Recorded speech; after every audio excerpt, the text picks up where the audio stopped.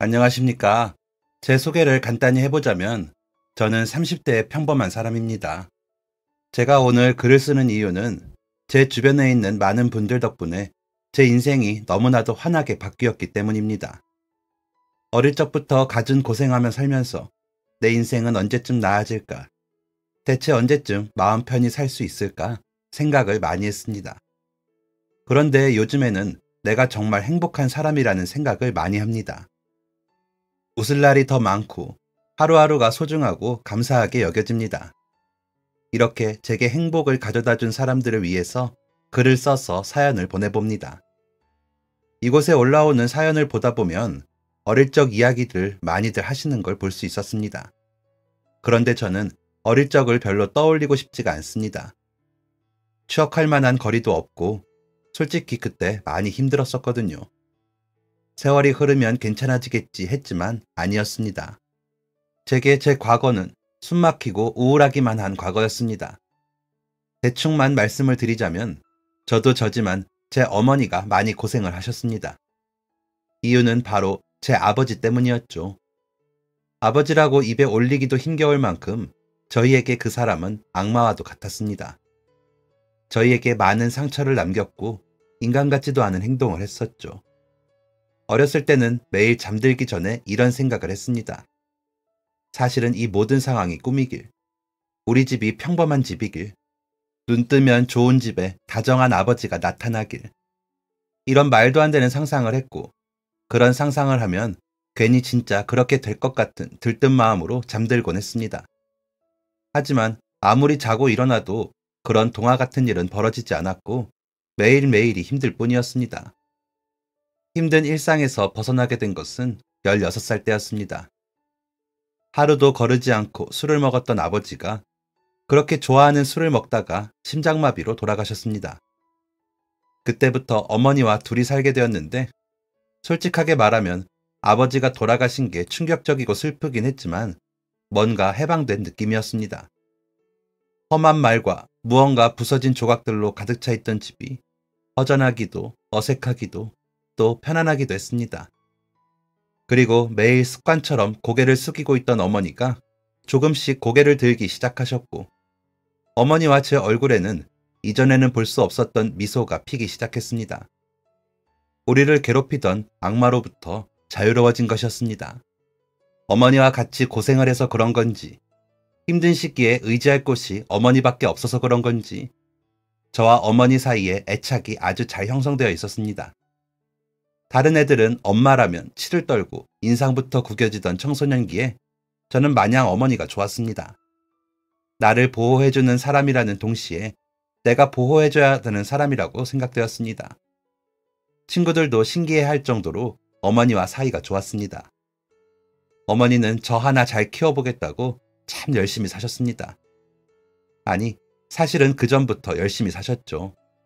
아버지가 없는 살림에 흥청망청 써대고 어머니를 구박했으니 그러실 수밖에 없으셨을 겁니다.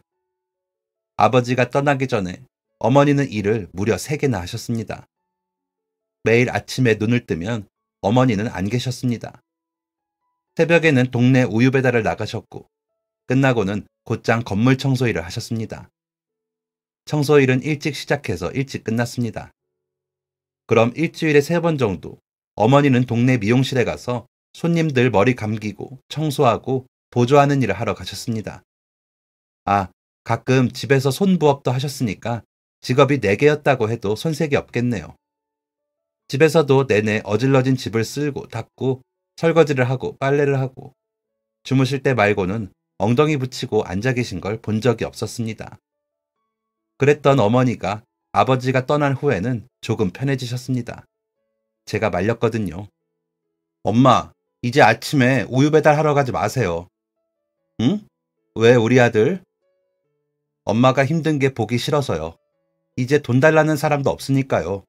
이런 말들을 하고 싶었지만 그럼 어머니가 계속 일을 나갈 것 같았습니다. 그래서 무슨 좋은 수가 없을까 하다가 생각해낸 말이 이거였습니다. 저 집에서 혼자 자는 거 무서워요. 뭐 정말? 아니 고등학생이나 된 애가 뭐가 무섭다고 그래? 네, 진짜 무서워요. 그리고 엄마가 차려주는 아침밥도 먹고 싶어요. 그러니까 우유 배달 가지 마세요. 네? 약간 뚱딴지 같은 거짓말이었지만 어머니는 믿으셨습니다. 그래서 우유 배달을 가지 않게 되셨죠. 청소 일도 안 하셨으면 했습니다. 어머니가 락스 냄새 계속 맡는 것도 힘들어 하셨고 청소 일을 오래 해서 그런지 허리도 안 좋으셨거든요. 하지만 그건 마땅히 말릴 핑계도 생각나지 않고 같이 일을 하시는 어머니 친구분과 재밌게 잘 지내시는 것 같아서 그냥 가만히 있기로 했습니다. 그리고 제가 가만히 있을 수밖에 없던 더 큰 이유가 얼마 지나지 않아 생기게 되었고요. 아버지가 떠나고 6개월이 흐른 어느 날이었습니다. 어머니와 둘이 보내는 생활이 익숙해지고 편안해지고 만족스러웠습니다. 이게 보통의 삶이구나 생각했습니다. 그런데 어느 날 학교를 마치고 집에 갔는데 제가 꿈을 꾸고 있는 줄 알았습니다. 소름 끼치게 익숙한 집안의 풍경이었습니다. 험한 말이 날아다니고 여기저기 부서진 물건들이 돌아다니는 풍경. 다시 떠올리기도 싫은 그 상황이 눈앞에 펼쳐진 것이었습니다. 손바닥에 땀이 삐질삐질 났습니다. 어디 영화에서만 봤던 검은 양복의 사람들이 저희 집을 엉망으로 만든 것이었습니다. 그들은 아버지를 찾았고 아버지가 돈을 빌려갔다고 했습니다. 태어나 한 번도 본 적 없는 어마어마하게 큰 돈이었습니다. 그 돈을 갚아야 하는 남겨진 저와 어머니였고 그때부터 다시 저희의 인생은 깜깜하고 끝이 보이지 않는 터널이었습니다. 정말 큰 돈이었습니다. 이걸 다 갚을 수나 있을까 싶을 정도로 머리도 좋지 않으면서 한 달에 얼마씩을 갚아야지 빚을 다 청산할 수 있을까 밤새 계산했습니다. 진짜 속이 꽉 막힌 것처럼 답답하더라고요. 이미 저 세상 사람인 아버지가 너무나도 원망스러웠습니다. 어머니는 다시 우유 배달을 시작하셨습니다. 어머니가 말씀은 안 하셨지만 정말 많이 힘들어 보이셨습니다. 이른 아침에 일을 나가시고 늦게까지 일을 하시니까 잠을 잘 못 주무시니 꾸벅꾸벅 조는 일도 많았습니다.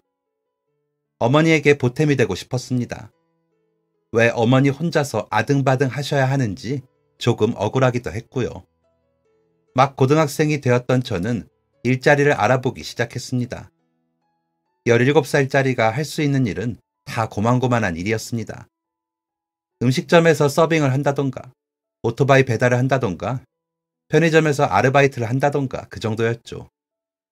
저는 어머니에게 야자를 한다고 거짓말을 하고 아르바이트를 하러 다녔습니다.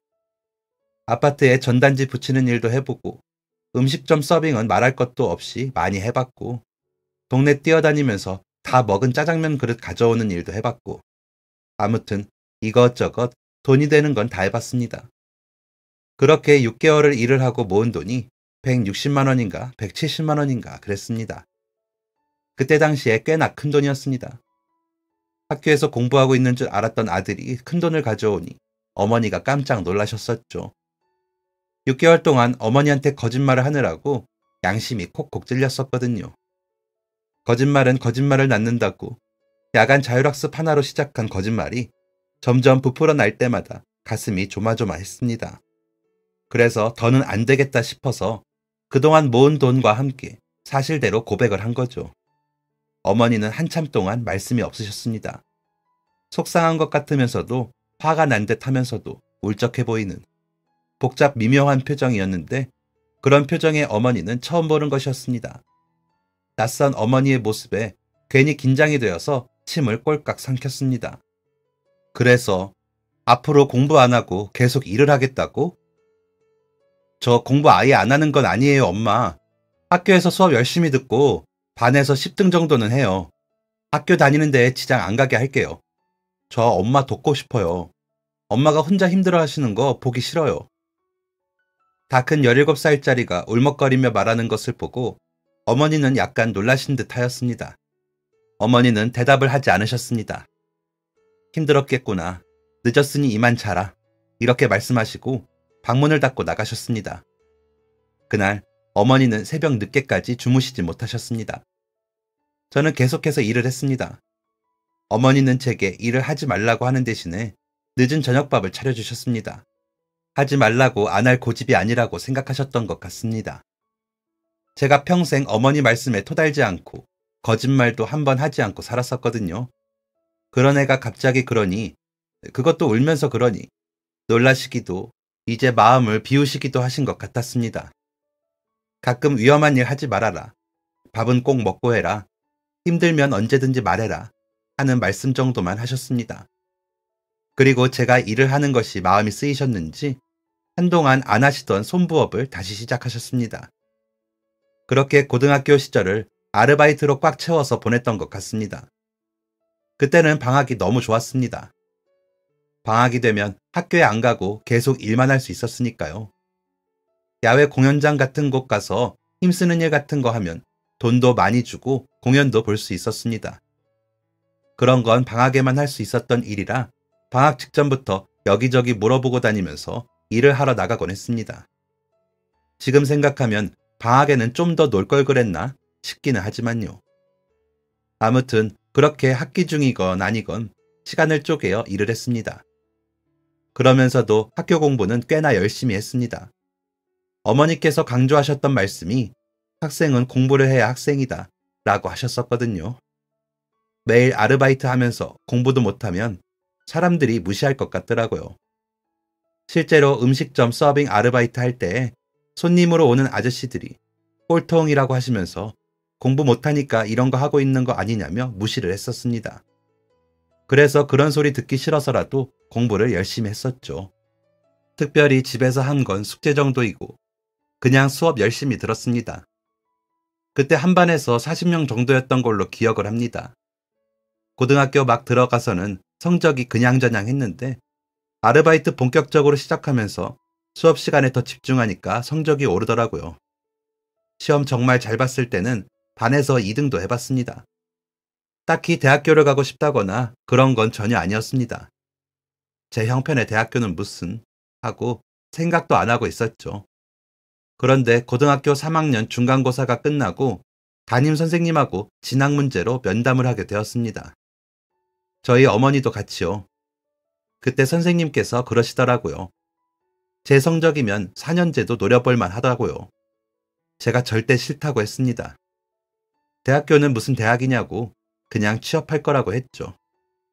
그러니까 제 상황을 대충 알고 계시는 담임 선생님께서 잠깐 고민을 하시더니 그럼 전문대는 어떻냐는 겁니다. 더 알아봐야겠지만 2년제 전문대에 장학금 받고 갈 수 있을 것 같다고 하셨습니다. 저는 그래도 2년 버리는 것 같아서 싫다고 그동안 일을 하는 게 나을 것 같다고 했는데 어머니는 말씀이 없으시더라고요. 선생님 얘기를 차분히 듣고는 집으로 돌아가셨습니다. 그리고 그날 집에 갔는데 어머니가 이러시는 겁니다. 도원아, 대학교 가. 네? 선생님이 하신 말씀 때문에 그러세요? 저 정말 대학교 안 가고 싶어요. 그냥 졸업하고 취업해서 일할래요. 엄마는 말이야, 대학교에 가고 싶었어. 어릴 때도 그렇고 지금도 그게 참 아쉽더라. 엄마 고등학생 때 공부 잘했던 거 알지? 그러다가 갑자기 집 어려워지면서 졸업만 겨우 하고 공장 들어간 거. 간간히 대학 간 친구들 소식을 듣는데 참 부럽더라고. 지금은 연락 안 하지만 다들 멋진 사람들이 되었다는 소식도 들었고. 엄마는 도원이가 대학교에 갔으면 좋겠어. 나중을 위해서도 너의 20살을 위해서도. 이건 엄마의 몫이야. 엄마가 감당해야 할. 네가 덜어주려 하는 거 알지만 너의 인생이 더 중요해. 생각해 볼게요. 학교에서 수업을 들으면서도 아르바이트를 하면서도 고민을 많이 했습니다. 그리고 끝내 저는 전문대에 장학금을 받고 들어가는 것을 목표로 대학교에 갈 준비를 시작했습니다. 성적을 조금 더 올리려고 공부를 정말 열심히 했습니다. 아르바이트 시간도 조금 줄였고요. 남들이 고3을 보내는 것처럼 저도 나름 열심히 그 시절을 보냈습니다. 그리고 그 끝내 집에서 통학할 수 있는 그리 멀지 않은 전문대에 성적 우수 장학생으로 합격을 할 수 있었습니다. 내가 대학생이라니 신기하기도 했고 설레이기도 했습니다. 고등학생 시절이 학업과 알바로 힘들었으니 대학교 시절은 하고 싶은 거 다 하며 마음 비우고 20살을 즐기라고 어머니께서 말씀하셨습니다. 그리고 그때 실제로 빚을 많이 갚긴 했습니다. 3분의 2 정도를 갚은 상태였죠. 그래도 이해하기 어려운 사채의 이자를 생각하면 마냥 마음이 편하진 않았습니다. 그래서 아르바이트를 안 하진 않았습니다. 평일 이틀과 주말에는 아르바이트를 했죠. 카페와 도서관에서 일을 하게 되었습니다.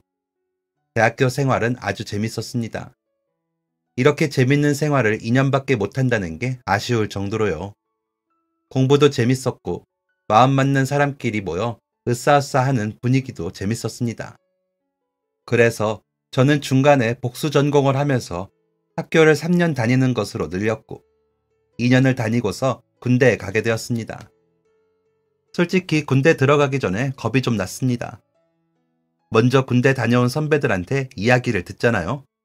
그런데 진짜 하나같이 하는 말이 정말 많이 고생한다고, 가봐야지 안다고, 얼마나 힘들었으면 아직까지 꿈을 꾼다는 말들 뿐이었습니다. 한두 명이면 장난이겠구나 하는데 다들 그러니 겁이 나더라고요.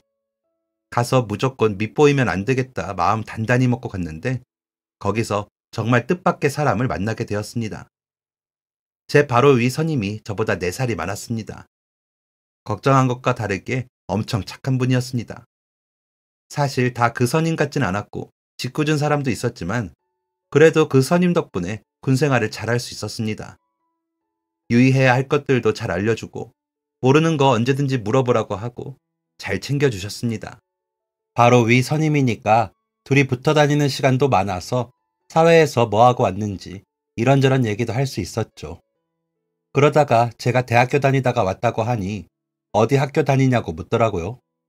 그래서 학교 이름을 말해줬는데 깜짝 놀라는 겁니다. 알고 보니까 제 대학교 선배더라고요. 와, 그때 너무 신기했습니다.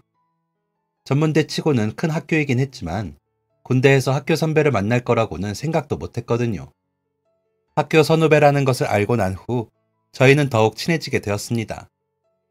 휴가가 겹칠 때가 한 번 있었는데 그때는 나가서 밥도 같이 먹고 사는 곳도 비슷한 동네더라고요. 그래서 저녁에는 포장마차에서 술도 한잔하고 그랬습니다.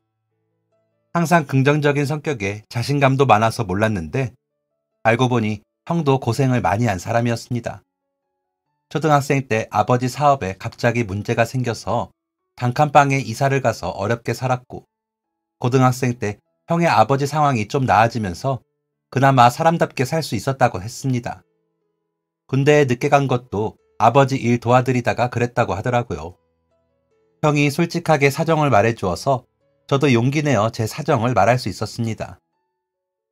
와, 너한테 그런 사정이 있는 줄은 몰랐네. 항상 잘 웃고 다른 사람도 잘 챙기길래 그런 고생한 줄 전혀 몰랐어. 아, 제가요? 그런가요? 그래서 나도 너한테 정이 가서 잘 챙겨주려고 했던 건데 너 진짜 힘들었겠다. 뜻밖의 칭찬을 들으니 뭔가 쑥스럽기도 기분이 좋기도 했습니다. 그렇게 가까워진 형 덕에 저는 군대 생활도 어렵지 않게 잘할 수 있었습니다. 제대한 후에는 형하고는 종종 연락을 하면서 지내게 되었습니다. 형이 졸업한 다른 선배들하고 학교 놀러와서 같이 인사도 나누곤 했죠. 1년 더 학교를 다닌 저는 졸업하고 한 회사의 전산 업무를 보는 자리에 취직을 하게 되었습니다. 대학교 때 장학금 때문에 줄곧 좋은 성적을 유지하려고 노력했고 성적이 좋아서 장학금을 계속 받고 다녔습니다. 장학금 때문에 성적 유지한 거였는데 취업할 때도 큰 도움이 되더라고요. 조금 욕심내서 지원해본 규모가 좀 큰 회사에 취업을 할 수 있었습니다. 집에서 왔다 갔다 할 수 있는 거리였고 월급도 잘 받았습니다. 그런데 정말 일이 너무너무 힘들었습니다. 절대로 하루 안에 다 끝낼 수 없는 업무량을 주더라고요. 일을 안 한다고 혼을 내거나 그런 게 아니었습니다. 그냥 다음날 똑같이 어마어마한 업무량을 주더라고요. 그런데 그걸 안 하면 다음날 또 받고 또 받고 그냥 계속 쌓이는 거죠. 그래서 야근을 하던 밤을 새던 그냥 죽기 살기로 일을 하는 수밖에 없었습니다. 그리고 다른 부서에서도 막 일을 줍니다. 제가 할 일이 아닌데도 그냥 아무렇지 않게 저한테 일을 넘겼고 그건 아무래도 제가 계약직이기 때문에 그랬을 겁니다. 저랑 같이 입사한 다른 계약직 직원들이 4명이 더 있었는데 2명은 1달, 1명은 3달, 마지막 1명은 6달을 버티다가 그만뒀습니다. 한 명 한 명 그만둘수록 업무량은 더더욱 많아졌습니다. 일이 너무 많아서 코피 흘리고 구토까지 해가면서 일을 했습니다. 그렇게 1년을 버텼는데 돌아오는 것은 정규직이 아닌 재계약이었습니다. 그때 처음으로 느꼈습니다. 돈이 전부가 아니구나. 그동안은 계속 빚 때문에 허덕였으니까 돈이 전부라고 생각했는데 그게 아니라는 것을 깨닫게 되었습니다. 깨닫기는 했지만 내가 여기 아니면 어디서 일을 하지? 그래도 나는 빚이 있는데 하는 생각을 하면서 1년을 더 버텼는데 그래도 정규직으로 전환을 시켜주지 않더라고요. 계속 정규직 하면서 일은 다 시켜놓고요. 그 무렵 제 건강에 이상 신호를 느꼈고 그 회사는 그만두게 되었습니다. 그때가 28살이었고 저는 급하게 다른 일자리를 알아보게 되었습니다. 이미 봄을 넘기고 있던 때라 자리가 많지 않았고 찾고 찾던 중 저의 대학교 선배이자 군대 선임이었던 형에게 연락이 왔습니다. 오랜만에 한번 보자고요. 회사 다닐 때에도 가끔 만나서 술 한잔 했던 사이라 저는 알겠다고 하고 나갔습니다. 티 안 내려고 했는데 제 얼굴이 좋지 않은 걸 눈치챈 형이 먼저 물어봤습니다. 무슨 일 있어? 오랜만에 만나서 앓는 소리 하기 싫어서 고민이 되었지만 그냥 형이랑 친하기도 하고 저도 속이 많이 답답했을 때라 제 상황과 심정을 이야기했습니다. 형은 일을 그렇게 시키는 곳이 어딨냐며 화를 내고 같이 공감해줬습니다. 그러더니 뭔가 심각한 표정으로 고민을 하더니 기다려보라고 하고 나가더라고요. 10여 분 정도 전화통화를 하고 들어오더니 이런 말을 했습니다. 도원아, 괜찮으면 우리 회사에서 일할래? 어? 형 회사? 형 아버지가 하신다는? 그런데 막 큰 회사는 아니고 네가 전에 다니던 회사만큼 크지 않아. 그냥 직원 10명 정도 있는 작은 회사인데 우리도 마침 새 직원 필요했거든. 방금 아버지랑 통화하고 왔는데 좋다고 하시네. 작은 회사이긴 해도 규모 대비 사업 수완이 괜찮아서 보너스도 잘 챙겨주고 업무량도 과할 정도는 아니니까 한번 생각해봐. 형이랑 헤어지고 집에 가는 길. 솔직히 고민이 많이 되었습니다. 지금 제 사정에 이것저것 따질 때가 아니라지만 형의 호의만큼 제가 일을 잘 못해주면 어쩌나, 기대만큼 못하면 어쩌나 걱정이 되었거든요. 전에 일했던 회사에서 자존감에 스크래치가 많이 났었던지라 많이 위축되어 있던 상태였습니다. 하지만 역시나 제 사정은 고민할 사정이 아니었습니다. 빚도 아직 남아있었고 어머니께서도 쉬지 않고 일을 하고 계셨을 때라서 저도 얼른 나가야 했죠. 저는 그렇게 첫 직장 퇴사 후 2달 만에 형의 회사로 재취업을 하게 되었습니다. 회사에 가보니까 모두 저보다 나이가 많으신 분들이었습니다. 반 정도는 삼촌, 아버지뻘의 분들이셨고 나머지 반도 형보다도 나이가 많은 분들이셨습니다. 새로 들어온 신입이구나. 잘 부탁드립니다, 신입씨. 일하시는 분들은 모두 친절하고 유쾌한 분들이셨습니다. 다들 남자들만 있는 곳이기도 했고 직원 수가 적어서 그런지 어색함도 전혀 없고 두루두루 다 사이가 좋은 회사였습니다. 모두 친절하신 덕분에 저도 금방 적응을 할 수 있었고 막내 신입 역할을 톡톡히 해내기 위해서 열심히 일을 했습니다. 전 직장에서는 일을 아무리 많이 잘해도 구박만 받았었거든요. 못하면 못한다고 구박받고 잘하면 또 잘한다고 구박받고요. 그런데 이 회사에서는 못해도 잘해도 좋은 말만 해주셨습니다. 경쟁하는 구조도 아니었고 업무도 정확하게 분담되어 있었고요. 이런 좋은 회사에 들어올 수 있게 해준 형과 형의 아버지인 사장님에게 그저 감사할 따름이었습니다. 실망시킬 수 없다는 생각, 이 좋은 회사를 놓치면 안 되겠다는 생각에 최선을 다해서 열심히 했고 그럴 때마다 좋은 성과가 따라와서 더 뿌듯하게 일을 했습니다. 사장님이 성과금도 잘 챙겨주셨었거든요. 일할 맛이 막 나더라고요. 그래서인지 다들 사장님과 오랜 인연이 있으시기도 했고 회사에서 오래 일하신 분들이 대부분이었습니다. 종종 회식도 했는데 회식 자리도 엄청 편하고 즐거웠습니다. 사장님이 회식 자리에서는 일 얘기 절대 하지 말라고 하셔서 더 편한 분위기였죠. 그 덕에 다른 분들의 자녀분들 이야기도 듣고 취미생활 이야기도 들으며 정다운 분위기에서 회식 자리도 즐길 수 있었습니다. 그렇게 좋은 회사에 입사한 지 1년이 조금 넘었을 때 점점 빚의 바닥이 보였습니다. 한두 달만 있으면 다 갚을 수 있을 정도였습니다. 이제 어머니를 편하게 해드려야겠다고 마음먹고 있었죠. 하지만 제 상황은 제 마음과 다르게 흘러갔습니다. 아주 정반대로 말이죠. 퇴근하고 집에 가서 어머니와 늦은 저녁을 먹고 있었습니다. 어머니가 해주신 맛있는 김치찌개를 먹으면서 같이 TV를 보고 있었죠. 아마 8시 뉴스를 보고 있었던 것 같습니다. 제가 뉴스를 좋아해서 한참 푹 빠져서 밥을 먹고 있는데 갑자기 그릇 떨어지는 소리가 났습니다. 고개를 돌려 어머니를 보니 어머니가 쓰러지셨더라고요. 너무 놀라서 말도 안 나왔습니다. 일단 허둥지둥 119에 전화를 걸었고 쓰러진 환자를 건드리지 말라는 구급대원분의 말에 저는 아무것도 못하고 어머니를 지켜보기만 했습니다. 어머니가 정신을 잃으신 건 아닌 건지 앓는 소리를 계속해서 내셨습니다. 5분쯤 지나고 구급차가 도착했고 그렇게 갑자기 어머니는 병원 생활을 시작하셔야 했습니다. 어머니의 병명은 대장암이었습니다. 그것도 3기, 대장암 3기였습니다. 의사 선생님 말씀을 듣고 얼마나 울었는지 모릅니다. 모든 게 다 저 때문인 것 같은 죄책감이 들었습니다. 어머니가 그동안 변이 불규칙하다고 하셨을 때 새겨들을 걸, 식사를 건강식으로 더 챙겨드릴 걸, 왜 나는 자식이 되어서 어머니가 아픈 것도 몰랐을까 하는 죄책감에 제 자신이 너무 원망스럽기만 했습니다. 어머니는 수술을 받아야 하는 상황이었습니다. 수술 후 항암 치료도 해야 한다고 의사 선생님께서 말씀하셨습니다. 정말 가슴이 미어지는 기분이었습니다. 평생을 고생만 하신 우리 어머니, 이제 좀 편해지나 했는데 지방에 계시는 이모가 소식을 듣고 올라오셨습니다. 어머니를 보시자마자 부둥켜 안고 눈물을 흘리셨습니다. 이모는 어머니의 간호를 도울 테니 아무 걱정 말라고 하셨습니다. 저는 일을 해야 했습니다. 어쩔 수 없었습니다. 남은 빚을 갚아야 했고 어머니의 병원비를 내야 했습니다. 저는 가장이었습니다. 왜 그래? 무슨 일 있어? 가장 먼저 제 상황을 눈치챈 것은 군대 선임이었던 사장님의 아들인 형이었습니다. 저는 제 사정을 들키고 싶지 않았습니다. 최대한 회사에는 말하지 않으려고 했습니다. 제가 감당해야 할 몫이었고 회사에는 지장이 안 가게끔 어떻게든 잘 해보려고 했습니다.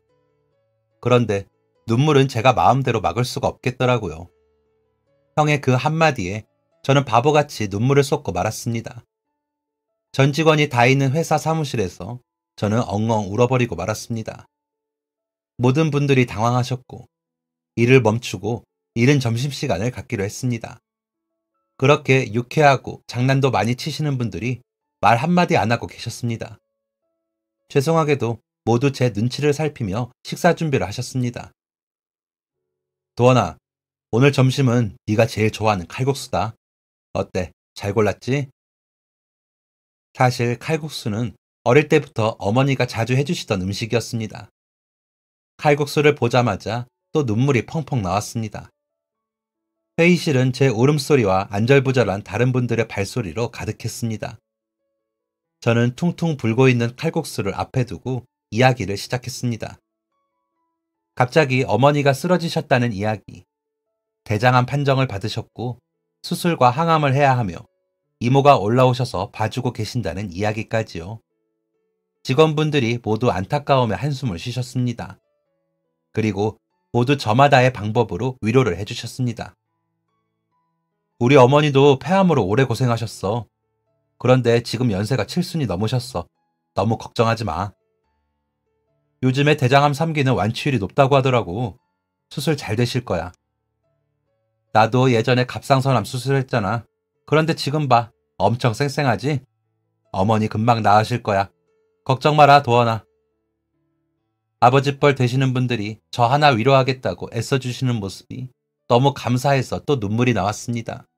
내 주변에 이렇게 좋은 사람들이 많구나 다시 한번 느끼게 되었고 그분들 말씀처럼 힘을 내기로 마음먹었습니다. 내가 약해지면 어머니도 약해질 거라고 생각하니까 더욱 악착같이 힘을 내야겠더라고요. 이제 저는 가장이자 간병인이 되었으니 마음 강하게 먹어야겠다 생각했습니다.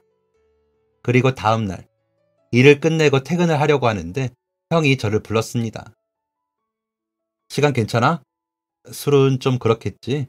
잠깐 얘기 좀 하자. 사뭇 진지한 표정에 무슨 일이 있나 하면서 쫓아갔습니다. 형을 따라 회사 옥상으로 올라갔는데 형이 주변을 살피더니 봉투 하나를 제게 내밀었습니다. 이게 뭔데요, 형? 내가 찾아보니까 대장암 수술하고 나면 한동안 뭐 못 드신다더라. 수술하시기 전에 어머니 맛있는 거 사드려. 남으면 뭐 병원비에 조금 보태던가. 네? 아니에요, 형. 저도 돈 있어요. 누가 너 돈 없어서 준대? 그냥 받아. 이럴 때도 있는 거야. 아니, 그래도 제가 형 돈을 왜? 내가 보태고 싶어서 그래. 그냥 받아. 나 간다. 아, 참. 다른 분들한테는 말씀드리지 마. 다른 분들한테 부담을 드리고 싶지 않아. 형이 떠나고 확인해보니 봉투에는 100만 원이라는 큰 돈이 들어있었습니다. 하마터면 또 눈물이 나올 뻔했습니다. 내가 뭐라고 이렇게까지 해주나 싶어서 말이죠. 큰 돈을 받고 어쩌지 하다가 내 코가 석자니까 나중에 꼭 갚을 마음으로 받게 되었습니다. 그런데 말이죠. 그 이후에 또 이틀이 흐른 어느 날이었습니다. 저희 회사 부장님께서 카톡을 보내시더라고요.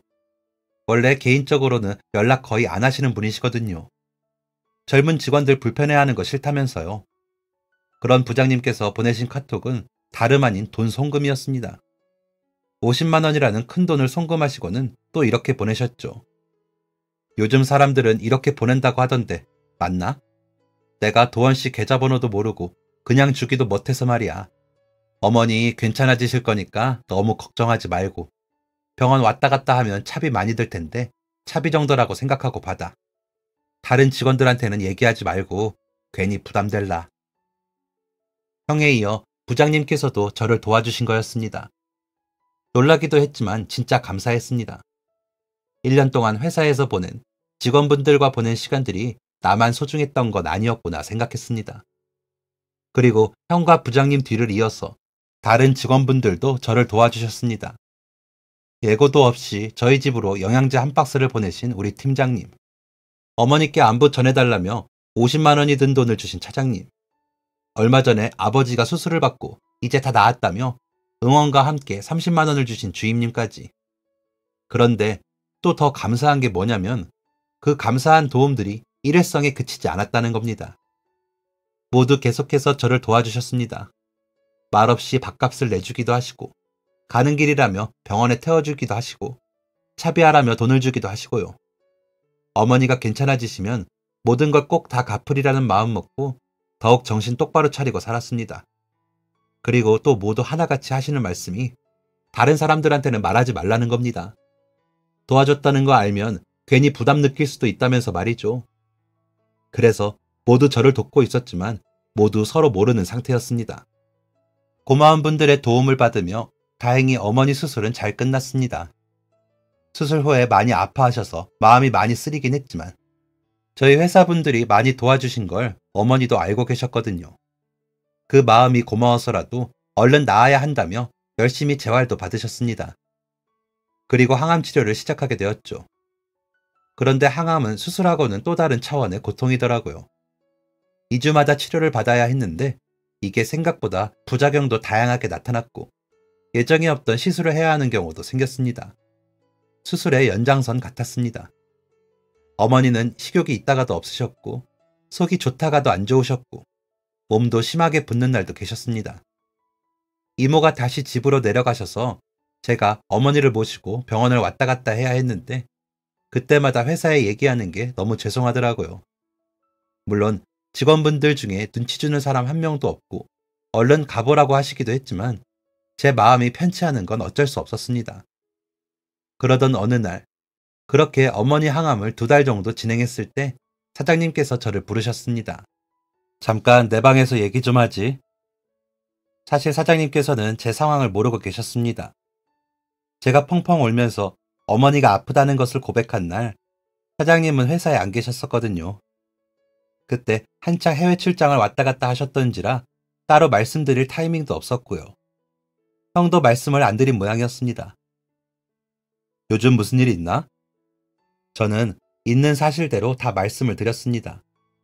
어머니가 수술을 하셨고 항암 중이라는 것까지요. 그러니까 사장님의 눈이 엄청 커다랗게 변했습니다.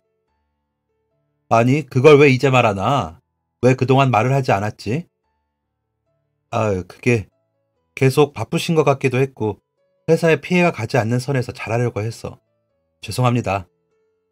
아니, 죄송하다는 말 들으려고 한 게 아니라 사장님은 갑자기 생각에 잠기셨습니다. 그러더니 알겠으니 나가보라고 하시더라고요. 미리 말씀드릴 걸 그랬나 싶어 죄송한 마음이 들었습니다. 다시 업무를 보고 있는데 사장님이 다시 저를 부르셨습니다. 네, 무슨 일로? 계좌 확인해보게. 내가 늦게 알아서 미안하네. 작은 회사 운영하면서 우리 직원들 상황을 제일 먼저 알았어야 했는데. 적은 돈이지만 어머니 치료하는 데 보태길 바라네. 너무 속상해하지 말고 수술이 잘 되었으니 항암도 잘 될 거네. 사장님의 말씀을 듣고 핸드폰으로 내역을 확인해보니까 무려 500만 원이라는 큰 돈이 들어와 있었습니다. 제가 진짜 울보가 아니거든요. 그런데 너무 좋은 분들을 만나서 그런지 어머니 때문에 그런지 자꾸 우는 일이 생기는 겁니다. 사장님의 말씀과 500만 원이라는 돈을 보고 저는 또 눈물을 터뜨려 버렸습니다. 어린애처럼 목 놓아서 펑펑 울었습니다. 깜짝 놀란 부장님이 문을 벌컥 열고 상황 파악을 했습니다. 그런데 완전히 오해해버린 거죠. 사장님, 이런 식으로 애를 울리면 어쩌십니까? 제가 말씀드리려고 했는데 우리 도원 씨 어머니가 아프십니다. 그래서 조퇴 좀 한 걸로 애를 울리시면 안 되죠. 그 소리에 형이 달려왔고 형도 냅다 사장님한테 소리를 쳤습니다. 아버지, 아니 사장님, 도원이한테 뭐라고 하셨어요? 그 말에 직원들이 우르르 사장실로 몰려들었습니다. 사장님은 얼굴이 빨개질 정도로 당황하셨고 저도 당황은 했지만 자꾸자꾸 울음이 나와서 울기만 했습니다. 겨우겨우 울음을 그친 저는 상황을 설명했고 그제서야 모두가 이해를 했습니다. 그리고 저는 사실대로 고백을 했습니다. 사실 여기에 있는 모든 분들이 저를 도와주셨어요. 다들 깜짝 놀라더라고요. 정말 서로 아무것도 모르고 있었던 눈치였습니다. 제가 어머니 아프다고 말씀드린 뒤로 정말 9명의 모든 직원분들이 저를 도와주셨습니다. 다른 직원분들한테 말하지 말라고 한 것도 모두 똑같았고요. 그런데 이제는 말해야겠어요. 정말 감사합니다. 모든 분들께 진짜 정말 너무 감사합니다.